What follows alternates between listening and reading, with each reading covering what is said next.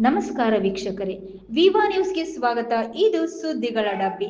ಕರ್ನಾಟಕ ರಾಜ್ಯೋತ್ಸವದ ಅಂಗವಾಗಿ ಆನೆಗುಂದಿ ಗ್ರಾಮದ ಸರ್ಕಾರಿ ಪ್ರೌಢಶಾಲೆಯಲ್ಲಿ ಸುಗ್ರೀವ ಜನಸೇವಾ ಸಮಿತಿ ವತಿಯಿಂದ ಪ್ರಬಂಧ ಮತ್ತು ಚಿತ್ರಕಲಾ ಸ್ಪರ್ಧೆಗಳನ್ನು ಆಯೋಜಿಸಲಾಗಿತ್ತು. ಸ್ಪರ್ಧೆಯಲ್ಲಿ ವಿಜೇತರಾದ ಮಕ್ಕಳಿಗೆ ಬಹುಮಾನ ವಿತರಣೆ ಮಾಡುವ ಗೌರವವನ್ನು ಸಂಸ್ಥೆಯ ಅಧ್ಯಕ್ಷರು ಹಾಗೂ ಗಂಗಾವತಿ ವಿಧಾನಸಭಾ ಕ್ಷೇತ್ರದ ಬಿಜೆಪಿ ಮುಖಂಡರಾದ ಶ್ರೀ ಸಂಗಮೇಶ್ ಸುಗ್ರೀವ ಅವರು ನೆರವೇರಿಸಿದರು.